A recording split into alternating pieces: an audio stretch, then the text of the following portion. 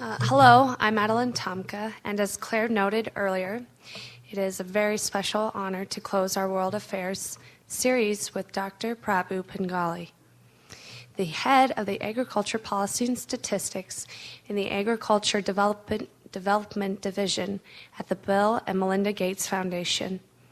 He formerly served as director of the Agricultural and Development Economics Division of the Food and Agriculture Organization at the United Nations and has over 25 years of experience in analyzing food, agriculture, and development policy in Asia, Africa, and Latin America. He has authored 9 books and over 90 journal articles and book chapters on food policy, technological change, productivity growth, and resource management in the developing world. Dr. Pingali was elected to the U.S. National Academy of Sciences as a Foreign Fellow, served as the president of the International Association of Agriculture Economists, was elected Fellow of the American Agricultural Economics Association, and also served on the U.S. National Academy's Roundtable on Sustainability. Dr. Pingali earned a PhD in economics from North Carolina State University. He was director of the economics program at CIMMYT in Mexico, worked as an agricultural economist at the International Rice Research Institute in the Philippines, and as an economist in the World Bank's Agriculture and Rural Development Department. Please do join me in welcoming Dr. Pingali.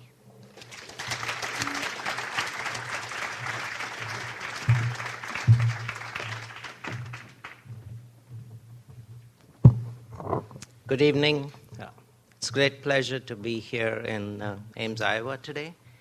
It's my first time in Iowa, and I'm wondering why it took me so long to come here. Iowa has made such enormous contribution to global agriculture. Iowa State University research has had a transforming effect on the lives of very poor people around the world. The technology that's come out of Iowa State, the breeding materials from here, the plant sciences knowledge, the livestock knowledge have made huge, huge contributions. And you should all be enormously proud of that and enormously proud of being part of the Iowa State family. I recognize it every day because 2 of my own team members are alumni of Iowa State. And so I'm really happy that you've contributed to my little team within the Gates Foundation also. What I'm going to do in the next half an hour or so is to give you a perspective on the Bill and Melinda Gates Foundation and give you an idea of some of our projects and some of the strategies we have for addressing the problem of hunger and poverty in the developing world. But first, let me give you a broader picture of the foundation itself. Most of you know the Bill and Melinda Gates Foundation is a private family foundation. It's a foundation that's based on the wealth of Bill and Melinda Gates, and it's their decision to share their wealth and to put it for the cause of the greater good of humanity, and that's led to the creation of this foundation. And the idea behind the foundation is that Bill and Melinda Gates really see that all lives have equal value. They see lives of small children in impoverished conditions in developing countries having the same value as children in Iowa, children in the United States, children in Europe, and elsewhere in the world. They have the same value, but they're not given the same power in order to develop themselves. They're not empowered with food, with good health conditions, with good livelihood conditions, with good education that will allow them to grow and to maximize their potential. And that was the philosophy behind the foundation and behind the work that we do. The foundation itself started in the year 2000, about 9 years ago. But the idea behind the foundation, the idea behind giving and contributing to global hunger, poverty, and health was something that Bill and Melinda Gates were thinking about since 1994.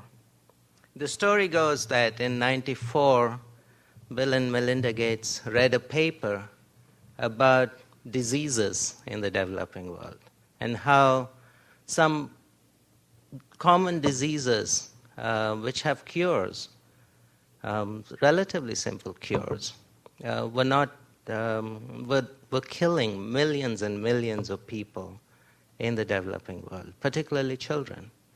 And one such disease was rotavirus, which was killing 500,000 people in Africa.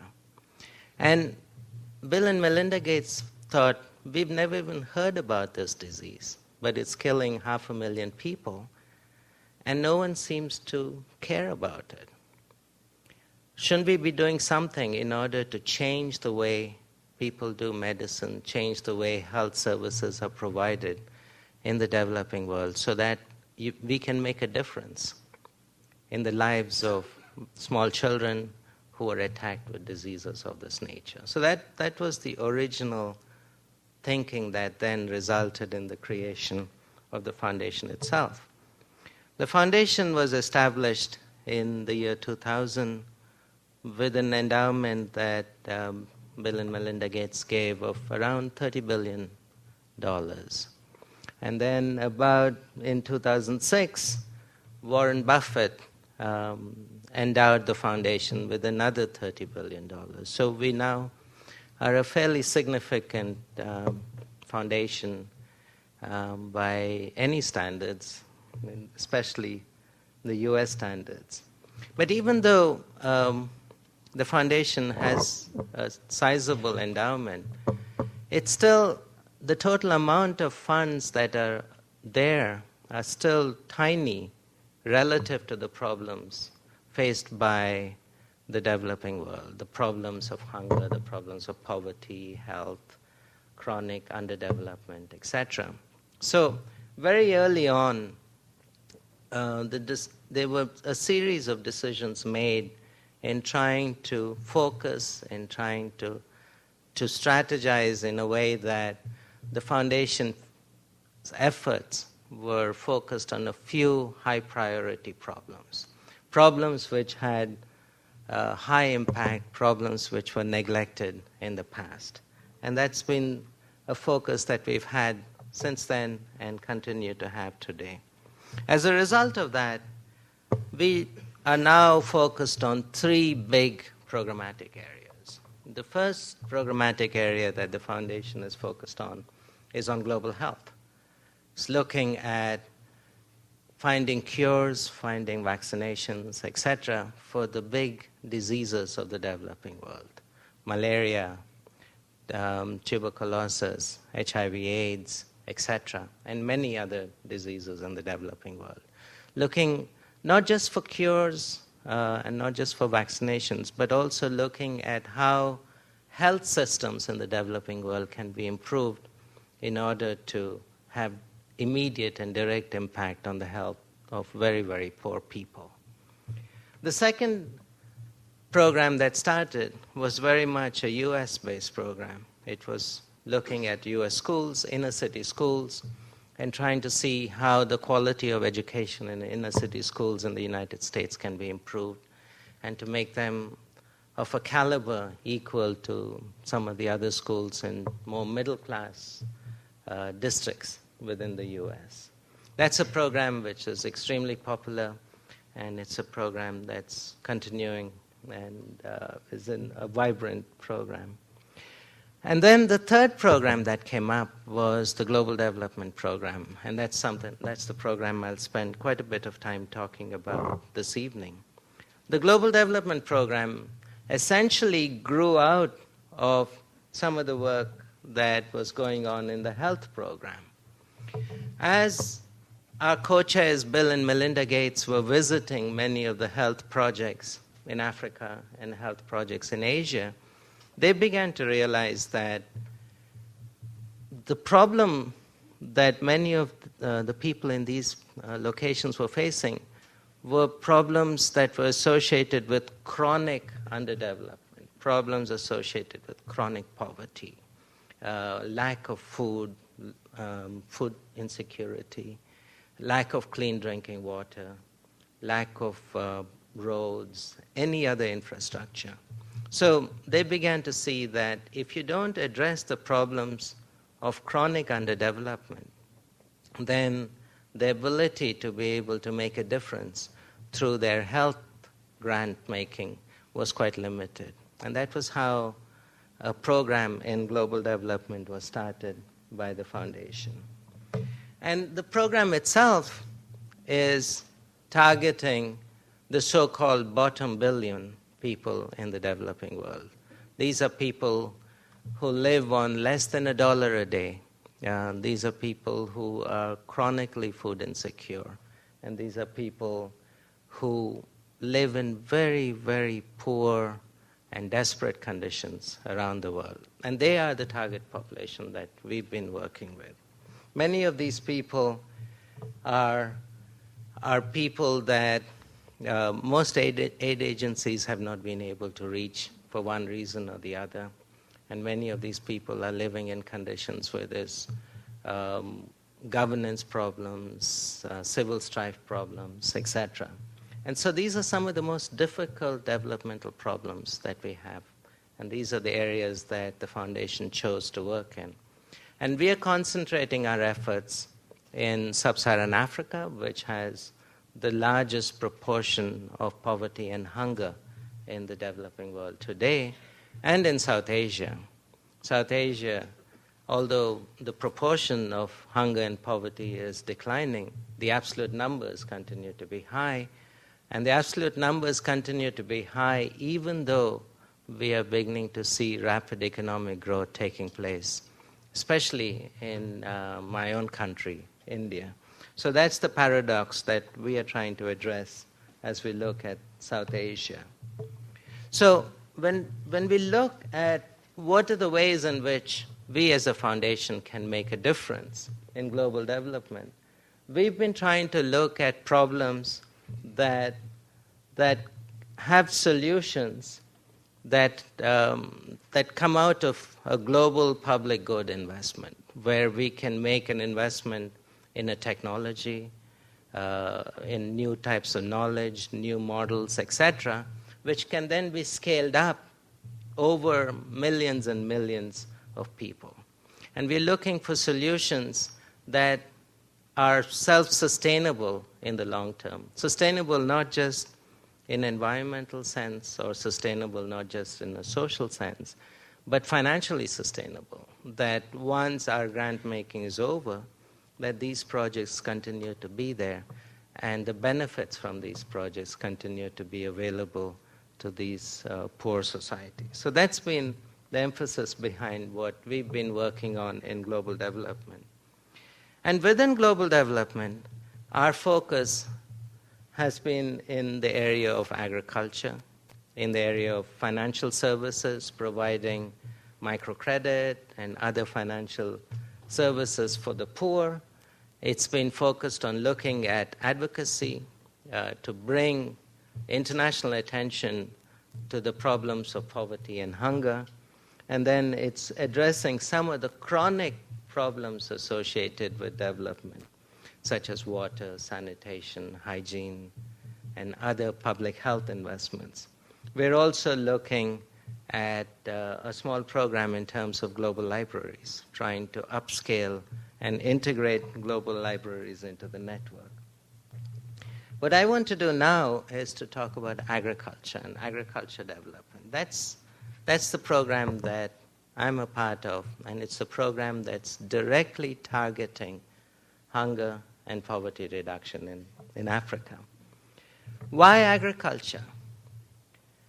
Agriculture is important in terms of poverty reduction, primarily because the vast majority of the world's poor people live in rural areas. The vast majority of the world's poor people are farming populations or are laborers in farms in rural areas. By improving agriculture productivity, we can make a direct contribution to improving the health of these populations, improving their food security, but also creating an engine of growth for these populations through increased incomes that comes from selling the surplus generated from agriculture production. And there's a big record of agriculture being successful as an engine of overall economic growth. If you look at what happened in Asia, if you look at what happened in Latin America, or even if you look at what happened in Europe historically, most of these countries that are so-called developed countries today, or most of these countries that are so-called emerging economies today, are countries that started with massive investments in agriculture and using agriculture productivity growth as the engine of overall economic growth. Countries that did not focus on agriculture ended up carrying large proportions of poor people past the normal stages of development. So you have countries where one would anticipate that these are middle-income countries but continue to have a large number of poor people because the chronic conditions of poverty were not addressed in the pursuit of overall economic growth. So we've gone back to history and we've said the historical lesson of agriculture as an engine of growth is one that we would like to pursue within our program. And as we thought through that, the striking example of success of agriculture as an engine of growth is actually the Green Revolution that took place in Asia and in Latin America. And it was quite clear that when you have the right technology, with the right agriculture policies, investments in infrastructure, and institutional change such as land reform, access to credit, access to inputs, etc., then you can have a massive boost in agriculture productivity. And because of that massive boost in agriculture productivity, you see a drop in poverty. That's the experience we've seen in India, where there's been a dramatic fall in the proportion of poor over the last 40-year time period. It's the same experience we've seen in China. We've seen the same thing in Indonesia and several other countries around the world. And so that Green Revolution experience is something that the Foundation has been looking at very seriously and trying to learn from those lessons as we move forward. But we're also puzzled as members of the Foundation and and as professionals working on development issues, that even though we know that agriculture has been such an important driver of change, of transformational change, we find that over the past 20 years, interest in agriculture has been limited. Funding for agriculture has been limited. And agriculture development has always been put on the back burner. And unless you change that mindset among the donor community across the world, unless you change that mindset among young people such as you in this room who see agriculture as potentially a way in which to invest your own careers, we're not going to see that dramatic transformational power of agriculture being unleashed for the good of the poor in the developing world. And so that's an area where we are advocating very heavily and we're very involved. I thought I should show you a small slide showing you a comparison with the farmers we work with relative to the farmers that you're used to.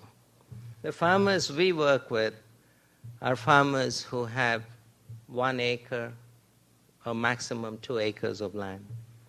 They have no mechanization or almost, maybe they have a bullock with a plow associated with it, but in most cases, not even that. They're farmers who don't have access to new seed material, new germplasm. They use traditional seeds over and over again. Very little fertilizer use. The average fertilizer use in sub-Saharan Africa is less than 5 kilograms per hectare. The average fertilizer use in Iowa is 150, I think. So look at the difference between those. The average yields in sub-Saharan Africa for maize is less than a ton per hectare. In Iowa, it's 5, 6, 7 tons per hectare. Access to markets is limited. So we are facing enormous challenges as we try to modernize agriculture in the developing world, as we try to commercialize agriculture in the developing world. But we do have a lot of knowledge, a lot of capital stock of technologies that are available that we could use as we move forward. So our goal is to look at new tools, new technologies, and new opportunities to increase yields, to increase productivity, and improve incomes for smallholder farmers in sub-Saharan Africa, in South Asia. Again, we've been taking a very strategic look at where we should make our investments, and we've been taking a strategic look at what our priorities ought to be. So in doing that, we've decided that our focus is going to be on small farmers, smallholders across the developing world, crop farmers as well as livestock farmers. Farmers who have less than 2 hectares or 2 acres of land, farmers who have 4, 5, 6 heads of cattle or less. So these are the types of people that we're working with. We're working very closely and very focused on just 2 continents in the developing world, sub-Saharan Africa, South Asia. And we're very focused on results, and that's something I'm going to talk about as we go through. Our focus on smallholders, I should add, is very much on women. Because if you travel through sub-Saharan Africa, you find that most of the agriculture is done by women. 90% of agriculture is done by women, women-headed households, either as the primary farmer or as the main labor provider within the household. So if we don't address women in agriculture, we're missing a whole part of the population that's doing agriculture in Africa. So that's been a very important part of our strategy as we look at Africa. Again, we've focused on setting targets that we would like to see achieved. Our focus is on reducing hunger, reducing poverty, improving nutrition of very poor households. And we've taken some specific targets in terms of the numbers of millions of households that we would like to have impact on over the next 5 years, over the next 10 years, over the next 15 years. And as we look at grants, we look at grants and evaluate grants not so much in terms of what's the research output that comes out of this grant, but more in terms of what's going to be the impact of that research on hunger, poverty, and nutrition. So that's the standard we are using as we do much of the grant evaluation work that we do. We are an organization that's based in Seattle, and it's very hard to be based in Seattle and to make a difference in Africa and to make a difference in South Asia. So what we do is we partner with people on the ground in these continents.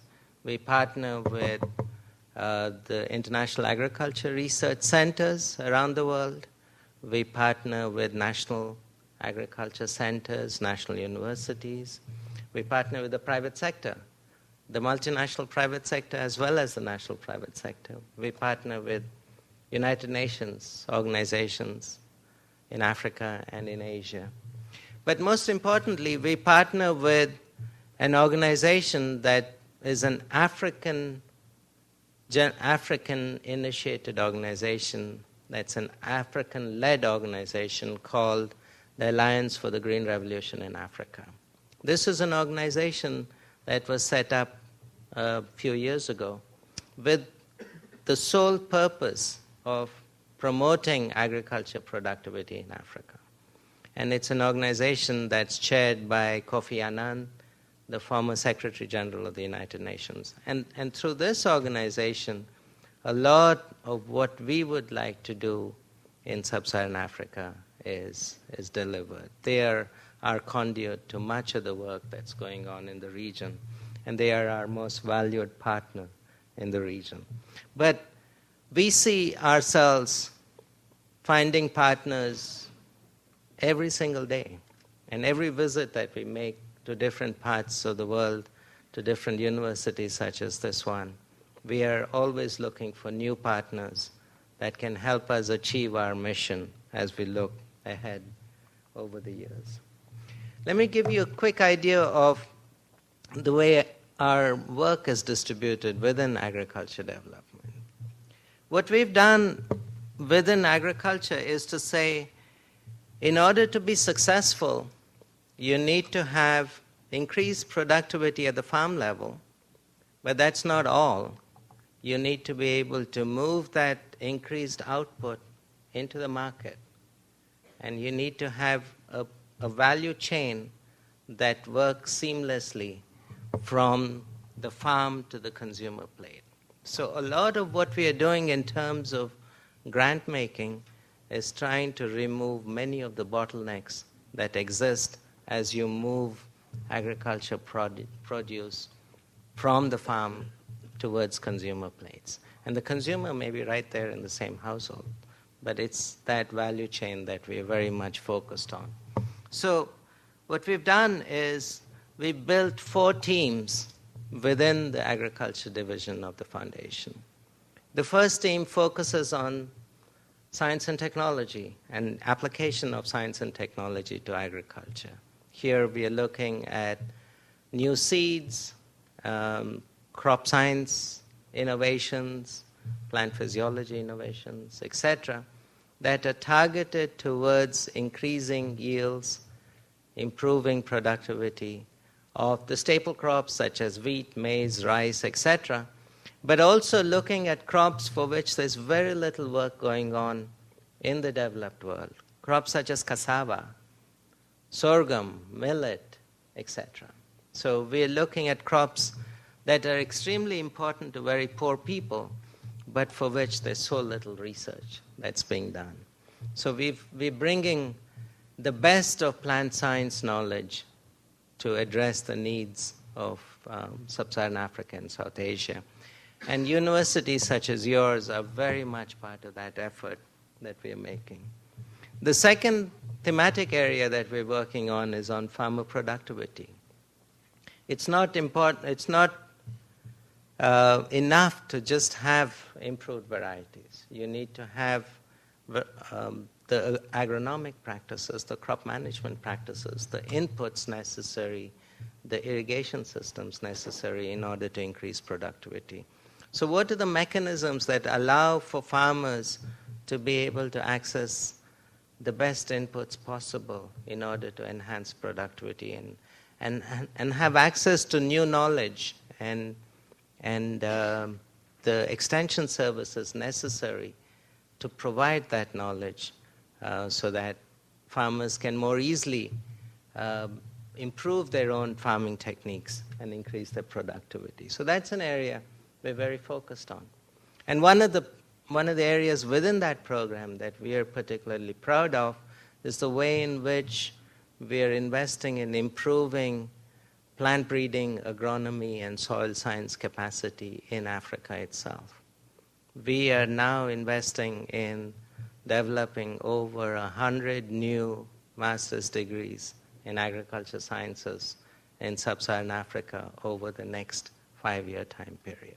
So that's an enormous investment in new capacity for Africans to be able to continue this process of productivity improvement by themselves over an extremely long period of time. In our markets program, we're looking at ways in which we can link smallholders to markets, local markets, regional markets, the supermarkets that are springing up all over the developing world today, and also to export markets. What are the costs that small farmers face as they try to link into these markets? And what can we do to reduce those costs? Those cost reductions can be in simple things like processing technologies. They could be in terms of storage, or they could be in terms of information technology, providing cell phone-based information on the prices in the local market and giving farmers the option of deciding whether they should sell today or not sell today. That's a big change relative to where they were before the cell phones came in. And the last thematic area is the area that I lead. It's on agriculture policy and statistics. We've found out in the Green Revolution period that there's a lot of technology innovation that comes up, but a large part of that is not adopted on farmers' fields, primarily because farmers don't have the incentives in place that will lead to enhanced productivity and lead to enhanced income when they adopt these technologies. So farmers need the right price incentives. Farmers need to have structures in place where infrastructure is put in place so the costs of moving produce out of the farm is reduced. Farmers need in place safety net programs that allows them to take risks, etc. Farmers need credit systems. If you don't put in place the enabling environment for making agriculture happen, agriculture will not happen. And so that's been a very important lesson that came out of the Green Revolution. And what we are doing in the foundation is looking at ways in which we can help create that enabling environment in sub-Saharan Africa and also in South Asia. We're looking at better data, better analytical capacity, and better advocacy for creating the policy change across the region. And that's something we're extremely committed to doing.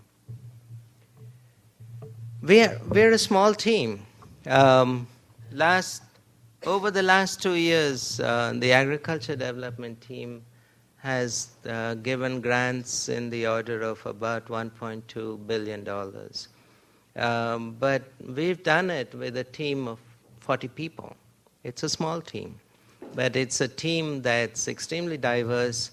It's a team of very knowledgeable professionals who are extremely well educated. I already told you 2 of them come from Iowa State, so you know they're well educated.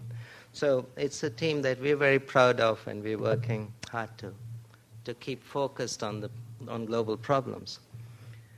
And as we move forward, we are looking at several issues, several challenges, several risks that come up. I think one of the areas we're grappling with and we're working on is how do you create productivity growth without harming the environment? How do you create productivity growth while maintaining sustainability on the environmental front? How do we deal with climate change? Climate change is going to have enormous impacts on agricultural lands across sub-Saharan Africa. Drought's going to become a more and more serious issue as years go by, and the incidence of drought, incidence of extreme weather patterns will become larger. So how do we deal with that as we look ahead? Population growth in sub-Saharan Africa is the fastest anywhere in the world, and with that, the rising demand for food. So how do we create systems by which the rate of growth in productivity will be faster than the rate of growth in populations in these regions? And finally, an issue that came up over the last few years, the issue of biofuels. And how do we create systems that minimize the trade-off between food and fuel? And that's an issue which is important here in the Midwest, but it's also important in sub-Saharan Africa, because the same trade-off is seen there as much as it's seen here. But we're also very optimistic as we look into the future. We're very optimistic because for the first time we are seeing a sub-Saharan Africa where democracy is increasing across the continent. We're seeing improved governance.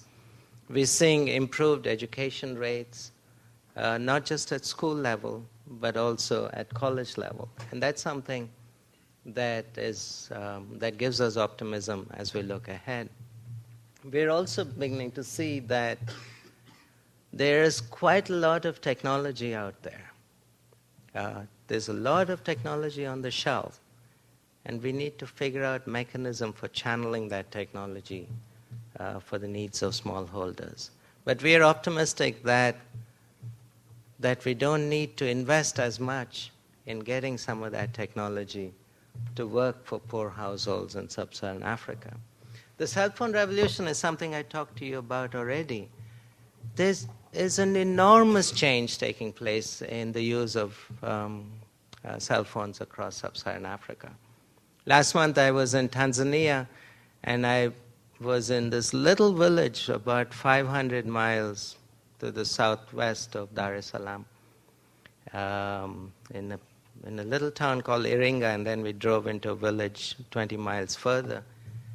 And just out of habit, I took out my BlackBerry and turned it on.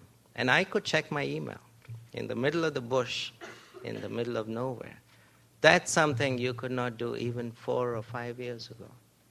But it's not the email that's important. It's the ability of small farmers to be able to use cell phones and to get information on cell phones.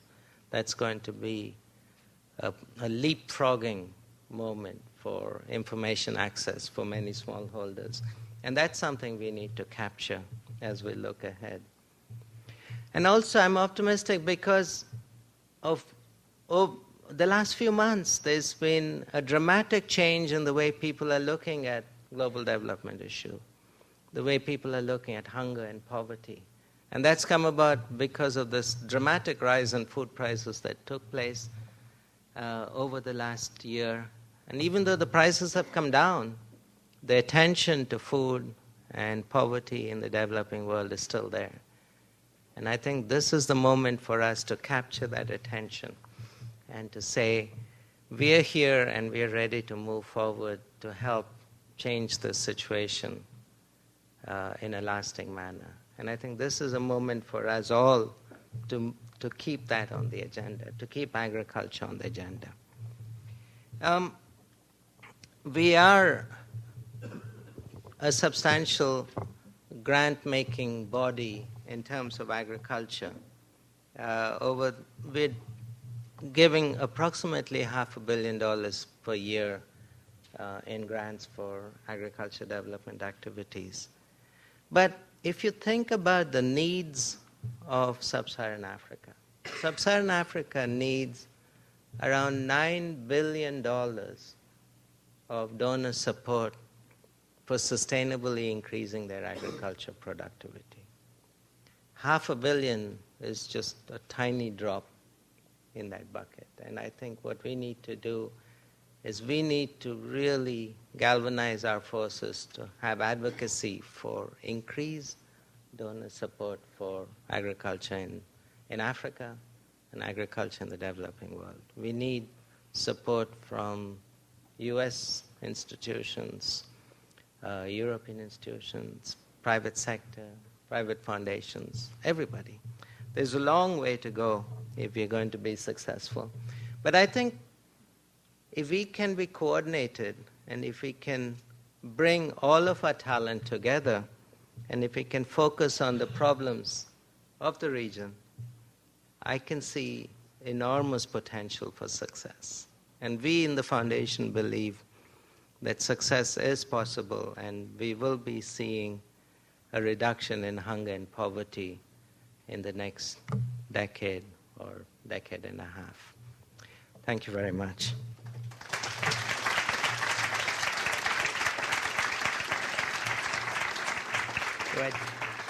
Manju, do I take questions? I'm happy to take any questions.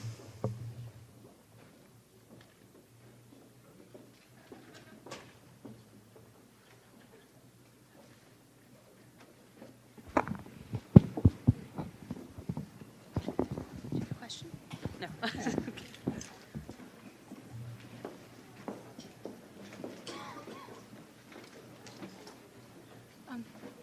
Hi, my name's Katie Taylor, and I had a question about the transition you say you follow from technology to farmer productivity. And I just had a question about that and a comparison you made to U.S. farmers and sub-Saharan African farmers. Well, in the U.S., farmers here, we continually buy seeds every year, whereas African and many farmers in the developing world reuse their seeds. However, there are some organizations such as Monsanto and things like that who are trying to extend their market into the developing world and are making farmers pay for those seeds every year. And that kind of leads to a lot of crop failures. And like you said, without a safety net, it has really bad results. And I'm just wondering what the Bill and Melinda Gates Foundation's role in that is. Mm-hmm. That's a good question. If you look at sub-Saharan Africa itself, and you look at some of the crops which are more commercially grown, take cotton, for example. You find farmers will go out and buy cotton seed every year, and they'll use that seed. They get a huge return from the investment they make, and then they go out and buy the seed again.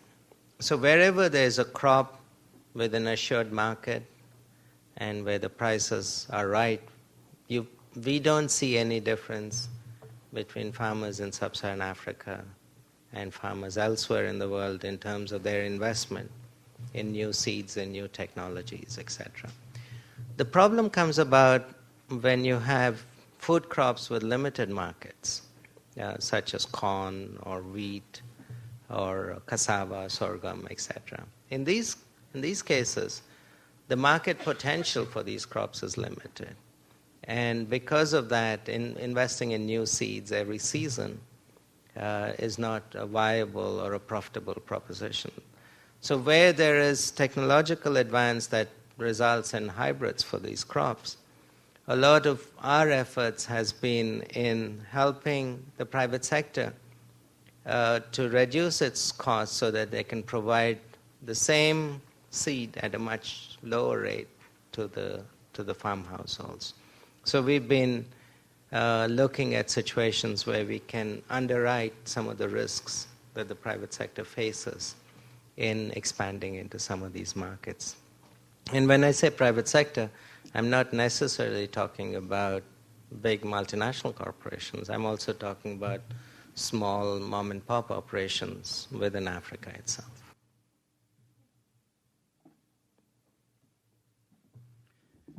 I see your analysis differently from the fact that most of these developing countries that you're talking about, Africa, Southern Asia, and Southeast Asia, suffered from colonialism for many, many years at the hands of the British, the French, the Spanish, and so forth.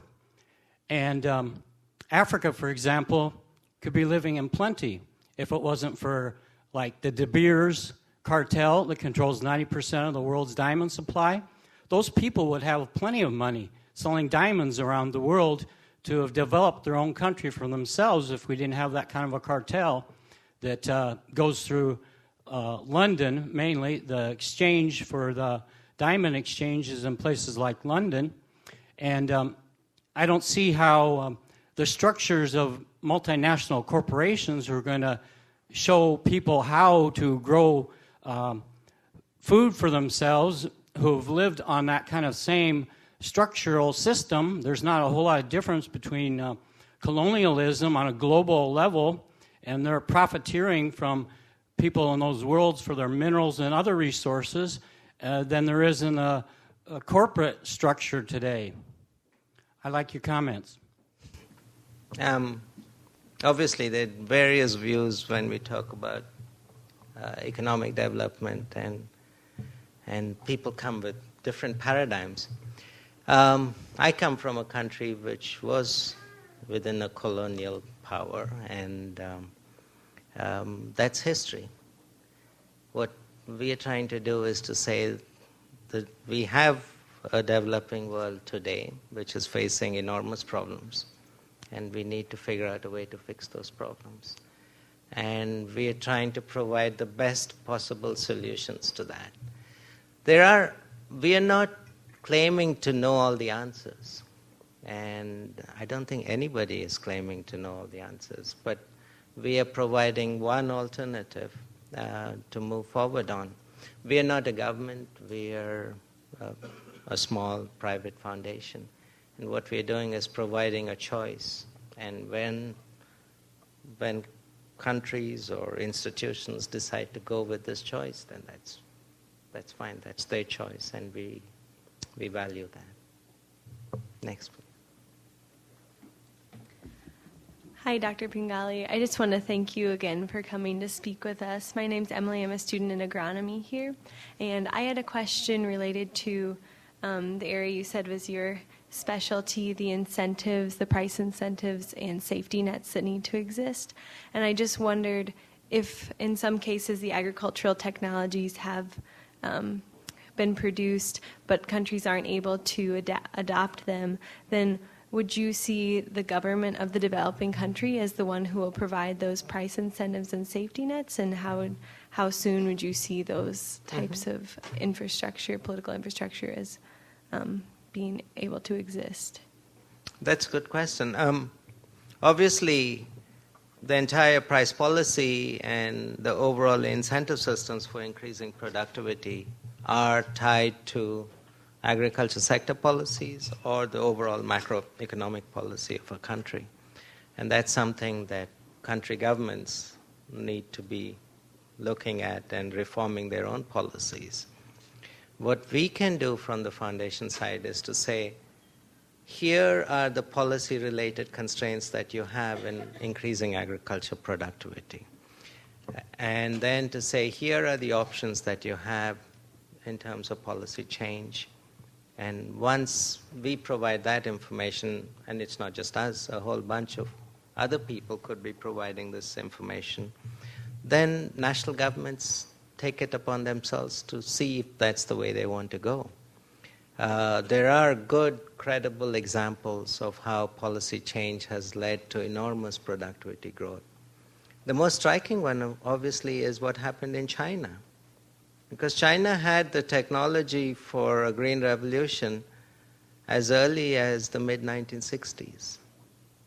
But agriculture productivity growth in China took off in 1980s, 85, 86 onwards. Why did it take so long? Because the first 20 years, the emphasis was on increasing productivity through communal farms, etc. And it's only in the mid-80s that China switched to a household responsibility system and focused on individual farm households and improving their incentives for increasing productivity. That's when you saw productivity take off. If we can find these sorts of examples and show how one can go through the reform process, then that's going to make the big change in sub-Saharan Africa also. And that's the big challenge we are facing today.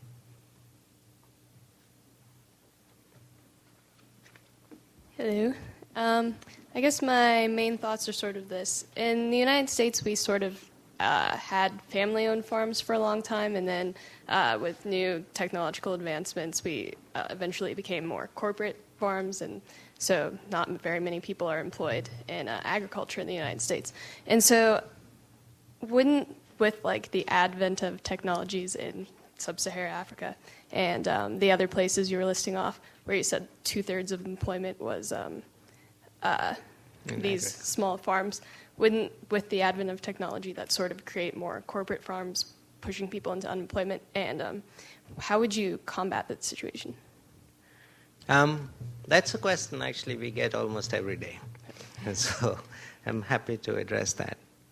And the way I want to address it is to say, look at what happened in India during the Green Revolution. During the Green Revolution in Indian Punjab, which is one of the historical sites of the Green Revolution, average yields of wheat and rice went from 1 ton per hectare to about 4 or 5 tons per hectare. And that happened within a 2 to 3 year time period. And it happened on small farms.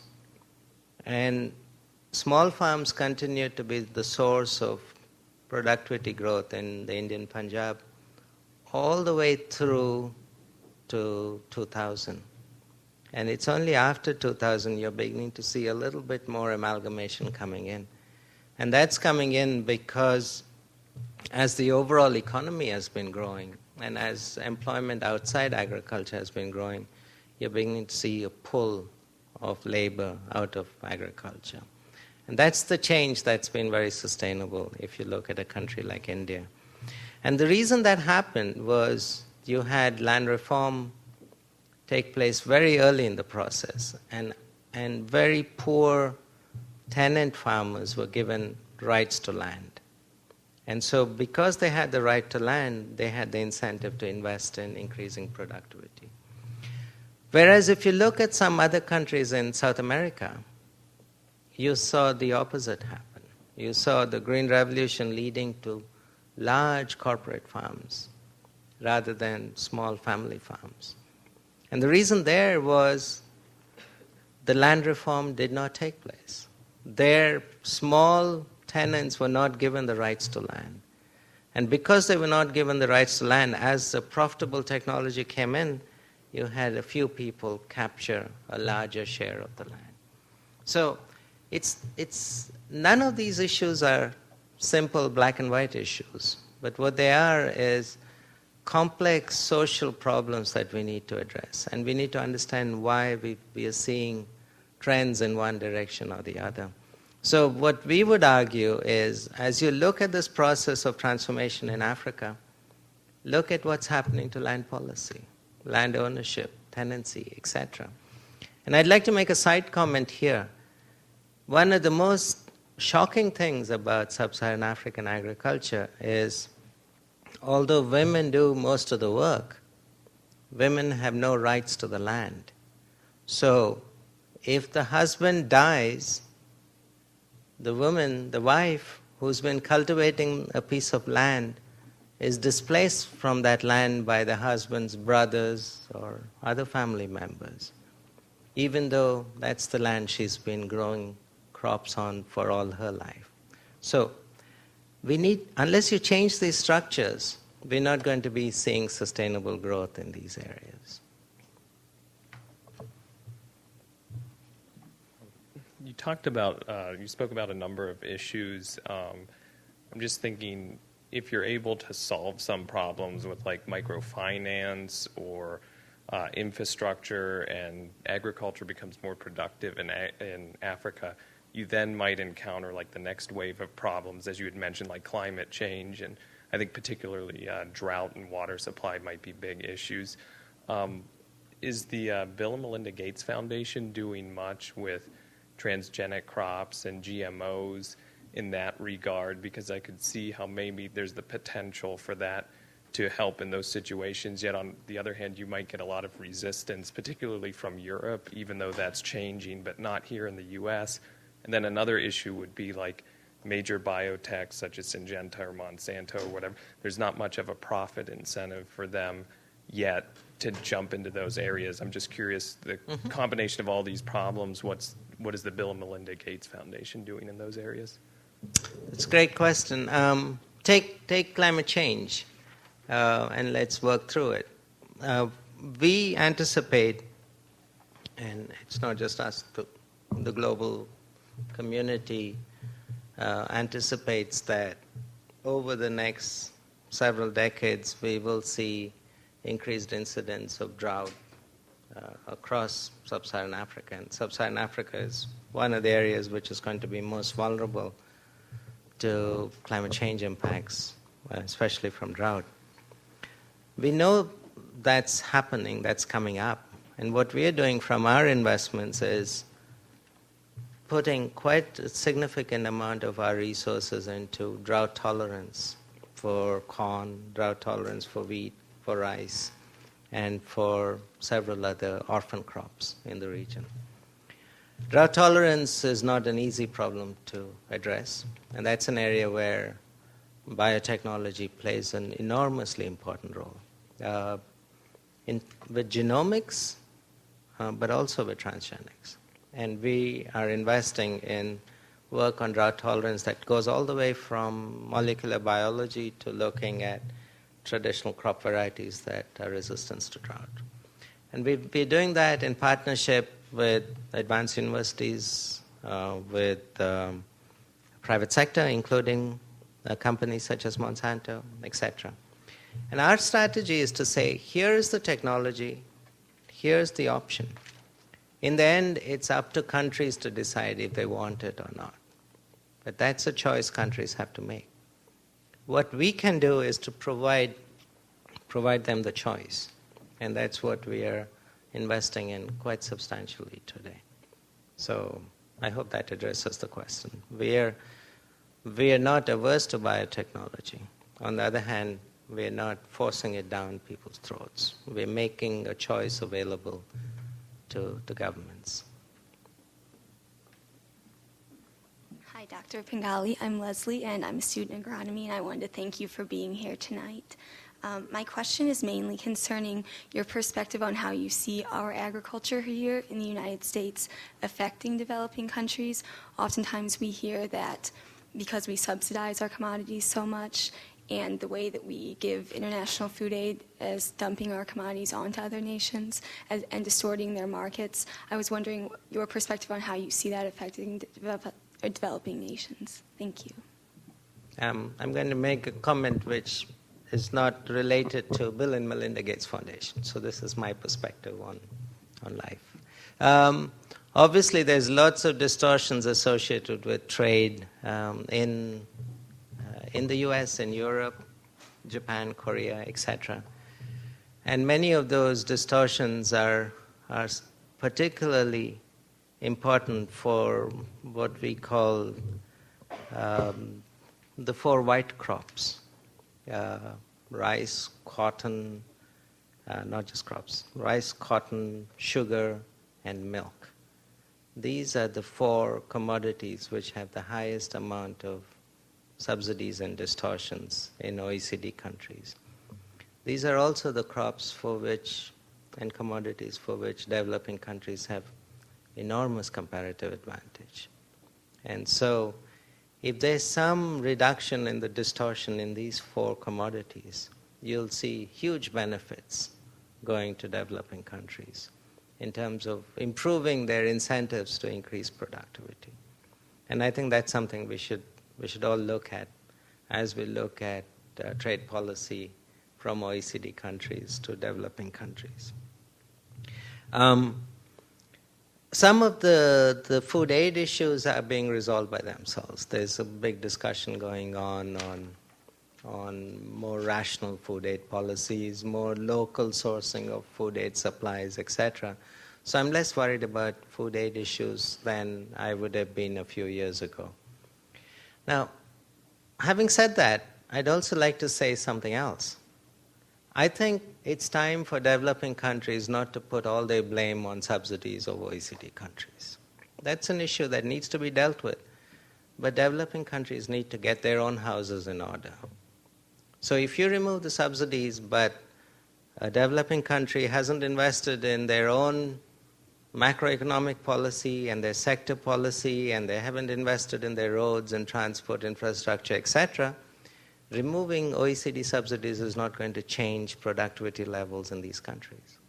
So the message that I have been giving every time I've been on a platform is, yes, there is an issue associated with OECD subsidies. But remember, if you don't do your homework first, you're not going to benefit from any of those changes. And let me repeat again, this is my view and nothing to do with the foundation. So with that, I think we're at the end of the questions. So thank you very much. This was great. I just want to remind everybody that there is a reception. And again, thank you, Dr. Pingali.